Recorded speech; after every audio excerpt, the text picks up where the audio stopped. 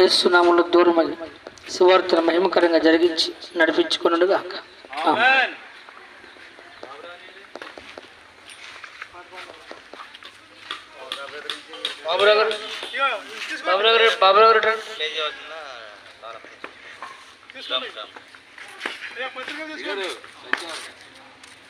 యేసు రాజుగా వచ్చుచున్నాడు,